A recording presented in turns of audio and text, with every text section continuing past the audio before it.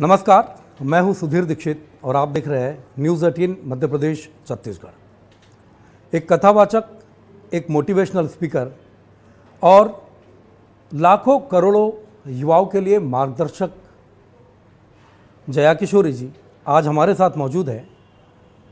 उनसे बात करते हैं और जानते हैं कि आखिर किस तरीके से जया किशोरी जी इन सब के साथ सामंजस्य बिठाती है।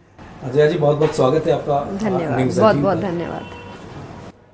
6 साल की उम्र से लगातार आप कथा कर रही हैं, सुना रही हैं। कैसे सिलसिला ये शुरू हुआ था? कैसे तो खास कुछ नहीं, क्योंकि 6 साल की उम्र बहुत ही छोटी उम्र होती है, तो कोई सोच विचार के शुरू किया गया सफ़र नहीं था। ये एक अचानक से शुरू हुआ सफ़र था, जो भजनों से शुरुआत हुई, फिर कथाओं की तरफ मुड़े, अब मोटिवेशनल सेशंस की ओर आगे बढ़ रहे हैं। तो ये एक ऐसा सफ़र था जो पता नहीं कब शुरू हो गया, लेकिन शायद उनकी कृपा थी, इसीलिए। एक छोटी सी बच्ची के मुंह से सुरीली कथाएं, ईश्वर की गाथा कैसे ये आती है? कोई देवीय शक्ति है, देवीय चमत्कार ये होता है, या अपने आप को आपने ऐसे तैयार किया इस चीज़? देखिए, शक्ति तो सब में है भगवान की। आप कहते हैं ना कि भगवान सबके अंदर विराजते हैं, बस आपको रियलाइज़ होने की देर होती है। तो फिर वो, मगर मुझे नहीं पता, वो भगवान ही जाने। और ये मान के चलती हूँ कि उनकी कृपा ज़रूर है, कोई शक्ति ज़रूर है जो आपके साथ रहती है हर वक्त। और दूसरा, मेहनत बहुत है, बिल्कुल है, मेरी मेहनत है, मेरे परिवार की मेहनत है, हम सब ने बहुत मेहनत की है, और तब जाकर हम ऐसी कोशिश कर पा रहे हैं कि अपनी कथाओं के थ्रू, मोटिवेशनल सेशंस के थ्रू कि एक बदलाव ला सके, चाहे वो किसी की ज़िंदगी का बदलाव हो, चाहे किसी को थोड़ा सा प्रसन्न करने का बदलाव हो, जो भी हो, पर कुछ अच्छा कर सके। जैसे आपने कहा कि एक छोटा सा बदलाव, कहते हैं ना कई बार कि बहुत छोटा सा जो बदलाव होता है वो कभी कभी बहुत बड़े परिणाम दे जाता है। जिस तरह के बदलाव की आप बात करते हैं, सकारात्मकता की हम बात करें, कि जो निगेटिविटी लोगों में फैल रही है, आप इसको कैसे देखती है? कि आजकल किसी भी चीज़ को लेकर, जैसे एक हम बात करें, सामान्य सा उदाहरण अगर हम देते हैं कि घर से निकले, आप अक्सर बताती भी हैं कि फ़ोन पर ही आदमी छोटा झूठ बोल देता हो कि बस मैं 5 मिनट में पहुंच रहा हूं, जबकि उसको पता है कि वो 15 मिनट में पहुंचेगा। कैसे ये निगेटिविटी लोगों में आ रही है, या क्या ज़रूरत है छोटे छोटे झूठ बोलने की? ये कहीं ना कहीं सच से बचने का एक तरीका है। और मैं हमेशा कथाओं में भी कहती हूँ कि आपको लग सकता है कि जो छोटे छोटे हम जो शब्द यूज़ करते हैं कि छोटा झूठ है, तो कहीं ना कहीं हम उसको ये बोल के हटाने की कोशिश करें कि इससे कोई फ़र्क नहीं पड़ता, पर इनसे बहुत फ़र्क पड़ता है। कहते हैं ना कि छोटी छोटी आदतें ही बड़ी आदतें बनाती हैं। तो अगर आप छोटे छोटे झूठ बोल रहे हैं, धीरे धीरे वो बड़ा झूठ एक दिन बन जाएगा। और अगर आप छोटे छोटे सच का सामना नहीं कर रहे हैं, तो एक दिन बड़े सच का सामना नहीं कर पाएंगे आप।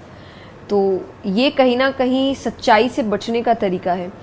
पर मैं हमेशा कहती हूँ कि आप कितनी भी कोशिश कर लीजिए, सच से बच नहीं सकते। सच्चाई सामने आती है, और अगर आप छोटे सच का सामना नहीं करें, जो आपकी ज़िंदगी का सच है, तो जब एक बार जो संसार का सत्य सामने आएगा, तो आप शायद ही उसका कभी सामना कर पाएंगे।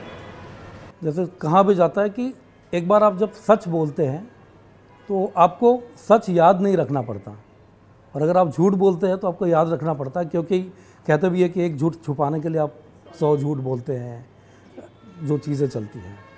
आध्यात्मिकता की बात करें हम, 6 साल की उम्र से आप लगातार जुड़ी हैं।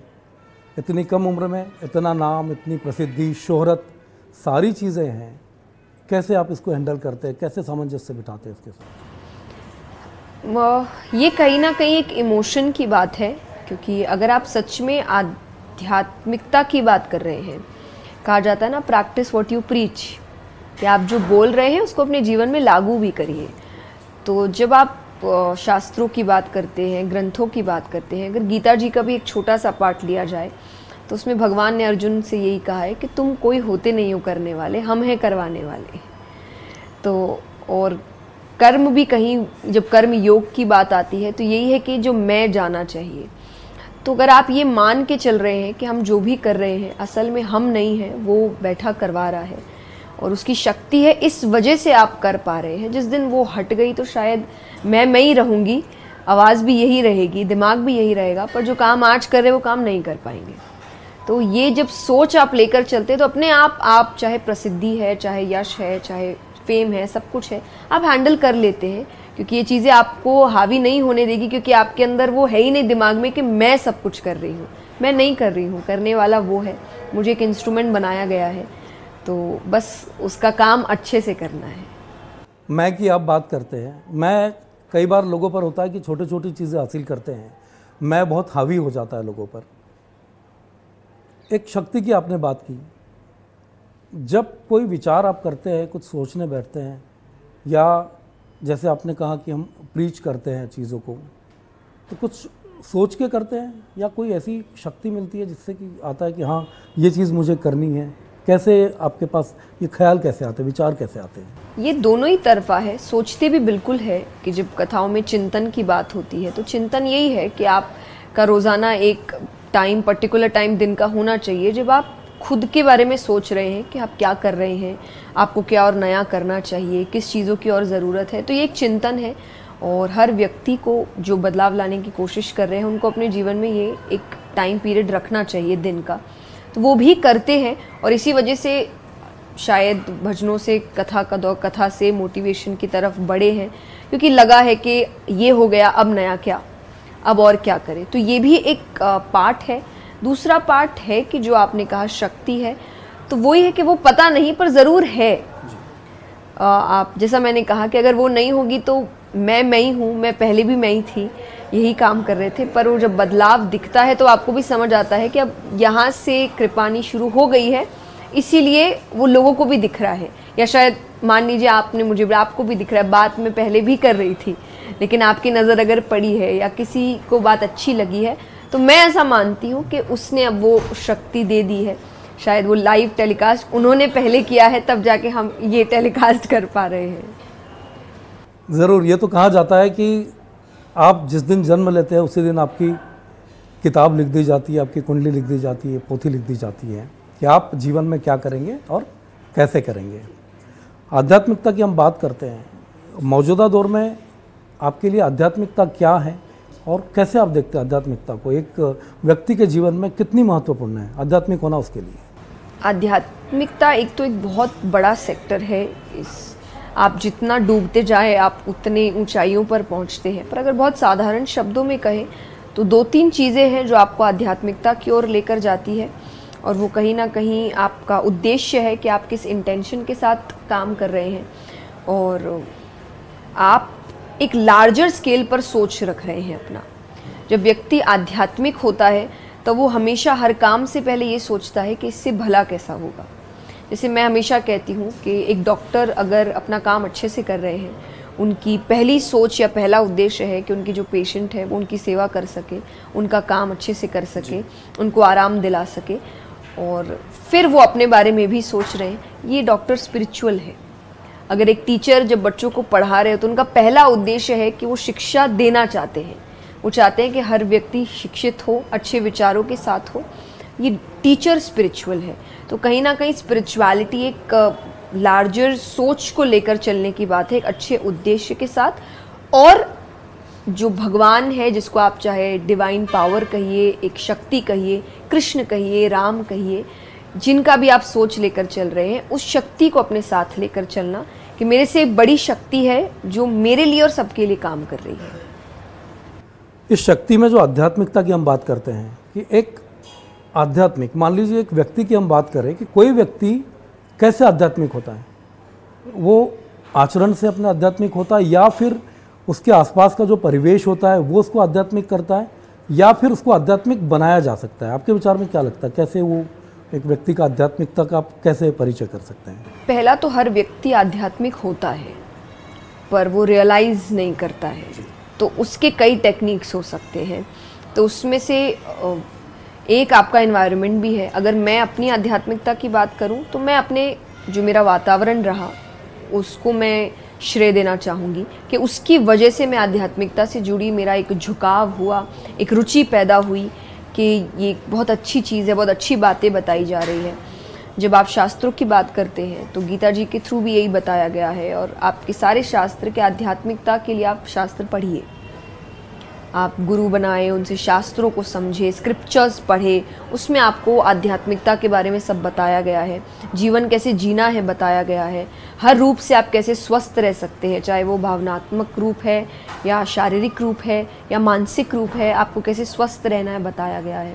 तो एक बहुत बड़ा तरीका शास्त्र भी हो सकते हैं कि आप चाहे पहले गीता जी से शुरुआत करिए, फिर आप रामचरितमानस हो गया, श्रीमद् भागवत हो गई, या फिर जैसे जैसे आपकी रुचि बढ़ती है। तो एक एनवायरनमेंट है कि आपके आसपास के लोग किस सोच के हैं, वो एक तरीका है, एक शास्त्र तरीका है, सत्संग तरीका है।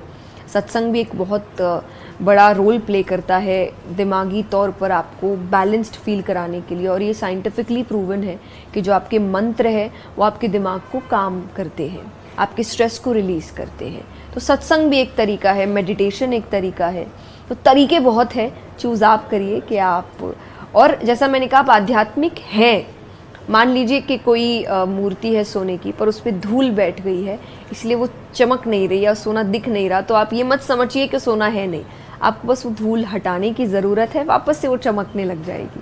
तो आध्यात्मिकता है पर धूल बैठ गई है, तो ये टेक्निक्स है उस धूल को हटाने के लिए। मन की धूल कैसे हटाएंगे? आध्यात्मिकता से, बिल्कुल आपको अपने आप समझ आएगा। और क्योंकि आध्यात्मिकता कहीं ना कहीं सबसे पहली चीज़ है कि आप खुद के बारे में पहले सोचना शुरू करिए, आपकी अच्छाइयाँ, आपकी बुराइयाँ। अभी लोग ये कर नहीं रहे हैं, इसलिए उनकी धूल हट नहीं रही है और वो कोशिश कर रहे हैं कि हम सबकी धूल हटाते फिरें, कि हम इसको भी ठीक कर दे, उसको भी ठीक कर दे, फिर भी उसको अच्छाई कभी नज़र नहीं आएगी, क्योंकि उसके अंदर जो बुराई है वो गई नहीं है अभी तक। आईना साफ करते हैं, चेहरा साफ करना चाहिए, है ना। किसी शायर ने कहा भी है कि आप आईना साफ कर रहे हो, चेहरा साफ करिए तो आईना भी साफ दिखेगा। भगवत गीता की आपने बात की, रामचरितमानस की बात की, कृष्ण को आप व्यक्त करते हैं, राम को आप व्यक्त करते हैं, दो महान विभूतियाँ जिनको लोग मानते हैं। क्या फ़र्क लगता है, विपरीत स्वभाव के दो कृष्ण और राम लगते हैं आपको? कैसे आदमी कृष्ण और राम को अपने में समाहित करे? नहीं, समाहित तो देखिए उनकी पूरी कथाएं हैं समझाने के लिए कि वो क्या क्या सीख लेकर आए हैं, पर अगर बहुत साधारण शब्दों में कहे तो मैंने एक कथा में भी कहा था और ये मैंने कहीं पढ़ा है, बहुत अच्छी बात है, मुझे बहुत अच्छी लगी कि श्री राम सिखाते हैं कि मर्यादा में रहते कैसे हैं, और श्री कृष्ण सिखाते हैं कि मर्यादा में रखते कैसे हैं। ये बहुत अच्छी आपने बात कही। हाँ जी, तो श्री राम मर्यादा में रहते हैं और श्री कृष्ण मर्यादा में रखते हैं। तो कहीं ना कहीं ये दो बस एक विपरीत भाव है, वरना दोनों एक ही विष्णु भगवान के ही अवतार हैं। दोनों धर्म को लेकर ही चल रहे हैं, दोनों अच्छाई को लेकर ही चल रहे हैं, काम करने का तरीका अलग है, और इसीलिए दो अवतार है कि अगर कोई कहे कि हमें नियम के अंदर रहकर काम करना पसंद है और आप नियम नहीं तोड़ेंगे, तो आपको कैसे काम करना है वो आप श्री राम से सीखिए। कोई कहे कि नहीं, अगर मुझे कुछ अच्छा करना है तो मैं कई नियम तोड़ना भी चाहूँगा, तो आप श्री कृष्ण को देखिए। तो ये दो अवतार है जो अपने अपने तरीके से पर काम एक ही कर रहे हैं कि धर्म को साथ लेकर चल रहे हैं। जैसे को तैसे की अवधारणा पर बात होती है। हाँ, कृष्ण कहते हैं जैसे को तैसा है जी, और राम कहते हैं कि मर्यादा में रहिए। राम कहते हैं कि अपने स्वभाव को मत छोड़िए जी। अगर आप अच्छे हैं तो भले ही सामने वाला बुरा है, आप बुरे मत मानिए, आप अच्छे ही रहिए। राम और कृष्ण की हम बात कर रहे हैं, एक थोड़ा सा हट के सवाल है। हम जैसे आप अक्सर कहते हैं कि मैं कथावाचक हूँ, मैं संत नहीं हूँ, गृहस्थ जीवन को लेके क्या विचार, एक जया किशोरी जी के मन में क्या विचार होता गृहस्थ जीवन को लेके कि क्या होता नहीं है? मैं गृहस्थ जीवन, मैं अभी भी परिवार के साथ रहती हूँ और गृहस्थ जीवन ही मैंने चुना है। कहीं ना कहीं कहते हैं ना, विद्यार्थी जीवन के बाद दो रास्ते थे, या तो गृहस्थ या वैराग्य, तो मैंने गृहस्थ ही चुना है। और आगे जाके भी चाहे वो शादी है, परिवार है, सब कुछ होगा। और इसीलिए मैं कहती हूँ कि मैं संत या साधु या साध्वी नहीं हूँ, मैं एक साधारण घर की बच्ची हूँ जिसका झुकाव आध्यात्मिकता की ओर बहुत ज़्यादा है, और वो बचपन से है। तो कब मुझे जैसा मैंने कहा, ये शुरुआत कब हुई मैंने सोचा नहीं था, कि जब तक मुझे समझ आई तब तक मैं इस क्षेत्र में बहुत कुछ कर चुकी थी। तो इसीलिए मेरा इस सफ़र में कुछ सोची समझी बात नहीं थी कि अच्छा ये अच्छा है, यहाँ काम करते हैं, ये ऐसा कुछ नहीं था। मुझे अच्छा लगा, मेरी रुचि बढ़ी, जिज्ञासाएं हुई, मैंने काम करना शुरू किया, और धीरे धीरे कब वही आपका काम बन गया और वही आपकी ज़िंदगी बन गई वो पता नहीं चला मुझे। जी, कहते हैं ना कि जो काम आपका होता है उसको अगर आप आनंद से कर रहे हैं तो उससे बेहतर जीवन नहीं हो सकता। एक बाल सुलभ शुरुआत आपकी हुई, जैसा आपने कहा कि मुझे पता नहीं था कि आगे जाके यही मेरा जीवन बनेगा, यही मेरा काम बनेगा। तो जिस तरीके से ये काम शुरू हुआ था, धीरे धीरे आपका एक एक शब्द जो है वो करोड़ों लोग बहुत ध्यान से सुनते हैं, कई लोग अपनाते हैं। अभी आपने यहाँ कथा की शुरुआत की थी तो लोगों को आपने होमवर्क दिया था। कैसे काम करता है होमवर्क? असर दिखता है होमवर्क? बिल्कुल, बहुत बहुत अच्छे से काम कर रहे हैं। ज़्यादा समय नहीं जाता है हमारा होमवर्क पूछने में, क्योंकि होमवर्क कहते ही सब जल्दी जल्दी से कथा बताने लग जाते हैं। तो अच्छा लगता है ये देखकर, क्योंकि देखिए कहीं ना कहीं मेहनत तो है कि हम सभी आए हैं यहाँ पर, एक उम्मीद लेकर आए हैं कि हम इतनी देर जब बात कर रहे हैं, कथा सुना रहे हैं, तो सुने, उसको ग्रहण करें। लेकिन जब आपको ये होमवर्क अच्छे से होता हुआ दिखता है तो आपको खुशी मिलती है, और ये एक अलग खुशी है कि आप जो काम कर रहे हैं वो सफल हो रहा है। क्योंकि वरना करने को तो देखिए हम यहाँ से फिर कहीं और है, वहाँ से फिर कहीं और है, चलते जा रहे हैं। पर जब आप जिनको कथा सुना रहे हैं वो कहीं ना कहीं आपको महसूस करवाते हैं कि हाँ वो सुन रहे हैं, हाँ वो घर जाकर उसके बारे में सोच रहे हैं, विचार कर रहे हैं, तो एक अलग खुशी मिलती है जो यहाँ मुझे बिल्कुल मिल रही है। यानी कि एक शिक्षक की भूमिका में जया किशोरी जी बहुत खुश है अपने छात्रों से। हरदा में कृषि मंत्री जी ने इतना बड़ा जो आयोजन किया है, आपने एक वीडियो भी जारी किया था अभी, और कई लोगों से आपने अपील की थी कि यहाँ पर आने के लिए है, और हमने देखा कि भारी संख्या में लोग आ रहे हैं और छात्र जो है काफ़ी प्रभावित है। तो शिक्षक बहुत खुश हैं, बहुत खुश छात्रों के होमवर्क से, छात्रों के व्यवहार से। हाँ जी। मध्य प्रदेश में एक अभी आपने जैसे बात की गृहस्थ जीवन की, हम बात करते हैं कि कृष्ण जो है मर्यादा में रखते हैं, राम मर्यादा में रहना सिखाते हैं। अपने जीवन में जया किशोरी जी क्या सोचती है? कृष्ण जैसा, राम जैसा, या एक दोनों का एक मिला जुला स्वरूप है जो जीवन भर जीवन पथ पर साथ आगे बढ़े? देखिए, मैं तो उनके जैसा सोचने की तो कोई बात ही नहीं है, और भगवान के लिए तो कहा भी गया है कि आप उनकी नकल नहीं करनी है, वो जो सिखा रहे हैं सीखना है। तो हाँ, मेरा झुकाव कृष्ण की तरफ थोड़ा ज़्यादा है, और कृष्ण पूर्ण अवतार है, कृष्ण सबसे प्यारा अवतार है, सबसे ज़्यादा आपको आकर्षित करने वाला अवतार है। तो मेरा झुकाव कृष्ण की ओर बिल्कुल बिल्कुल ज़्यादा है। पर जैसा मैं हमेशा कहती हूँ कि मैं बहुत ज़्यादा धार्मिक हूँ, मैं रिलीजियस हूँ, भक्ति काफ़ी है वो, इसीलिए तो आप जब श्री राम की भी बात होगी तो शायद मेरे मन में भाव उतने ही ज़्यादा होंगे, उनका भी भजन होगा तो मैं उतने ही भाव के साथ सुनूंगी, उनकी बात होगी तो मैं उतने ही भाव से कहूँगी। लेकिन अगर आप एक पर्टिकुलर अगर आप नाम कहेंगे तो मैं कृष्ण का नाम ज़रूर लेती हूँ, पर मेरे लिए आप श्री राम हैं, महादेव जी है, कृष्ण है, दुर्गा माता है, आप भगवान के नाम, मेरे भाव एक ही रहते हैं, क्योंकि मैं मानती हूँ शक्ति एक ही है, नाम कई है पर शक्ति एक ही है। एक विचार है हमारा ये भी, जैसे आपने कहा कि कृष्ण मर्यादा में रखते हैं, और जिस तरह से अपने भावना जो व्यक्त की है, तो हमें भी ऐसा लगता है कि मौजूदा दौर में कृष्ण का होना ज़्यादा ज़रूरी है ना, ताकि जिस तरह का माहौल है या जिस तरह की नकारात्मकता आसपास घुल रही है, तो लगता है कि कृष्ण ही उस पर नियंत्रण रख सकते हैं।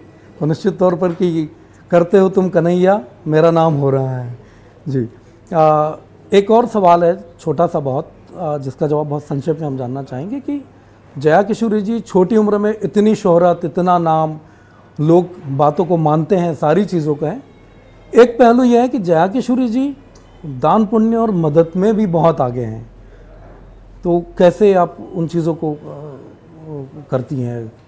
मैं इस पर ज़्यादा काफ़ी संक्षिप्त, क्योंकि मुझे उतना अच्छा नहीं लगता। दान पुण्य ऐसी चीज़ है कि आप जब करें तो आप बताएं, ना ही तो ज़्यादा अच्छा है। पर बिल्कुल मैं इस पर बात करती हूँ कि आपसे जितना हो सके आप सहयोग करिए, और आपके आसपास ही आपको कई लोग दिख जाएंगे जिनको मदद की ज़रूरत है। और मदद भी तन मन धन, जैसा मैंने कथा में कहा कि ज़रूरी नहीं कि सिर्फ धन की सहयोगिता ही दान माना जाएगा या सहयोग माना जाएगा। आप तन मन धन से सेवा कर सकते हैं, आप मन से सेवा, किसी को खुश करें, उनके बारे में अच्छी बातें करें, उनकी अच्छाइयाँ देखें, वो बड़े खुश हो जाते हैं। आज ये कम हो गया है कि आप लोगों की तारीफ़ करें, हम बुराइयाँ ढूंढने में ही लगे हैं कि वो ख़राब है, वो ऐसा है, पर थोड़ी अच्छाइयाँ भी ढूंढिए, व्यक्ति खुश हो जाता है। तो थोड़ी खुशी बांटने से भी सेवा ही है। तन की भी सेवा है कि आप शारीरिक तौर से किसी की मदद कर रहे हैं, धन की सेवा है कि जब आप धन से कर सकते हैं आप सेवा कर रहे हैं। तो अर्थ यही है, मॉरल यही है, सेवा करिए। आपके कारण किसी की ज़िंदगी में अगर बदलाव आता है किसी भी रूप से तो वो एक सेवा है और बहुत अच्छी बात है, और शायद यही एक एक्स्ट्रा काम आप कर सकते हैं। इंसानियत इसी को कहते हैं। भगवान ने आपको दिमाग दिया है, आपको शक्ति दी है काम करने का, लेकिन सिर्फ इसलिए नहीं कि आप अपना ही पेट भर सके, आपकी वजह से दूसरों की ज़िंदगियाँ भी बदलनी चाहिए। इससे बड़ी सेवा और कोई नहीं है। अगर आपने जन्म लिया है तो उस जन्म को सार्थक कैसे करना है, ये बहुत अनिवार्य है। एक बहुत छोटा सा और अंतिम सवाल है। बहुत सारे लोग निगेटिविटी में घिरे, जो हम बात की थी शुरुआत में भी हमने, कि कैसे लोग अपने अंदर जो नकारात्मकता आ रही है, आप जैसे कह रहे हैं कि लोग बुराइयां खोजने में लगे हैं, निगेटिविटी, तो क्या संदेश आप न्यूज़ 18 के माध्यम से जो लाखों करोड़ों लोग आपको देखते हैं सुनते हैं, उनको आप क्या संदेश आप देना चाहेंगे? देखिए, पहला तो जो एक साधारण जब नेगेटिविटी की बात आती है, हम कहते हैं कि ये इंसानियत नहीं है।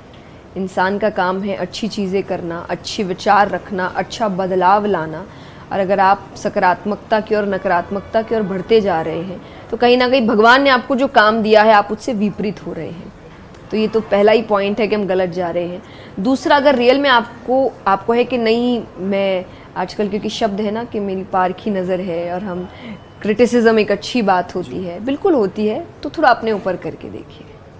अगर आपको बुराई ढूंढनी है आप अपनी बुराइयां ढूंढिए। और इंसान, और ये हर मैं अपने लिए भी कहूँगी या किसी के लिए भी, इंसान के खुद में इतनी बुराइयां हैं कि अगर वो ढूंढने बैठे वो अपनी पूरी ज़िंदगी तो निकाल ही लेगा। कि बुराई ढूंढ के उस पर काम करिए। जिस दिन आपको लगे कि मैं परफेक्ट हूँ, मुझ में कोई बुराई नहीं है, उस दिन आप बुराइयां ढूंढना दूसरों में शुरू करिए। लेकिन जब तक आपकी सारी बुराइयां समाप्त नहीं होती तब तक आप मान लीजिए आप दूसरे में बुराई नहीं ढूंढेंगे। बुरा जो मैं देखन चला। हाँ जी, एकदम। जी, ये जया किशोरी जी न्यूज़ 18 से खास बातचीत में उन्होंने बहुत सारे विषयों पर बात की, और समाज में जो नकारात्मकता बढ़ रही है उसको हम कैसे दूर कर सकते हैं। जैसे किसी शायर ने भी कहा कि धूल चेहरे पर थी और वो आईना साफ करता रहा।